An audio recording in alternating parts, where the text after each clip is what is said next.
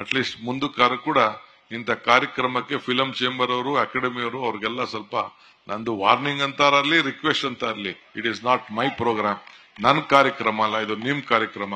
ಹೇಮಾ ಚೌಧರಿ ಪಾಪ ಅವ್ರು ಬಂದು ಕೂತಿದ್ದಾರೆ. ಅವ್ರ ಯಾಕಂದ್ರೆ ಬರೀ ಒಂದು 25 ಜನಕ್ಕೆ ಸಿನಿಮಾ ಬೇಕಾಗಿರೋದು.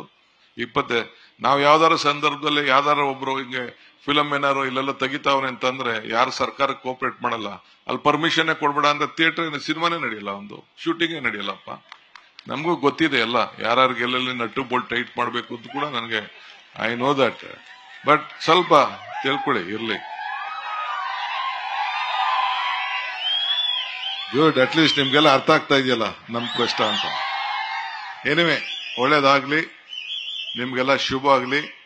16ನೇ ಫಿಲಂ ಫೆಸ್ಟಿವಲ್ ಬಹಳ ಚೆನ್ನಾಗಿ ಯಶಸ್ಸಾಗ್ಲಿ.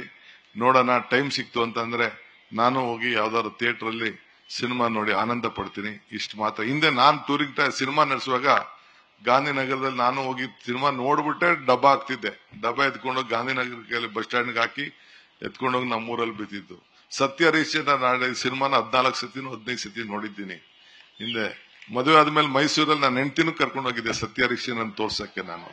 ಸೊ ಅಷ್ಟು ನಮಗೂ ಅಂದ್ರೆ ಈಗ ಏಜ್ ಗ್ಯಾಪ್ ಡಿಫರೆನ್ಸ್ ಜಾಸ್ತಿ ಆಗೋಯ್ತು.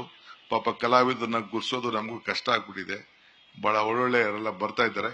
ಅಂದ್ರೆ ಕಲೆ ಯಾರಪ್ಪನ ಆಸ್ತಿನೂ ಅಲ್ಲ, ಯಾರು ಬೇಕಾದ್ರೂ ಎಷ್ಟು ಮಟ್ಟಕ್ಕೆ ಬೆಳಿಲಿಕ್ಕೆ ಭಗವಂತ ಅವಕಾಶ ಕೊಟ್ಟಿದ್ದಾರೆ. ನಿಮ್ಮೆಲ್ಲರಿಗೂ ಶುಭ ಆಗಲಿ ಅಂತ ಹಾರೈಸಿ ನಾನು ಮಾತು ಮುಗಿಸ್ತೇನೆ. ನಮಸ್ಕಾರ. ನ್ಯೂಸ್ ಫಸ್ಟ್, ನಿರ್ಭೀತಿಯಿಂದ ನಿಮ್ಮ ಪರವಾಗಿ.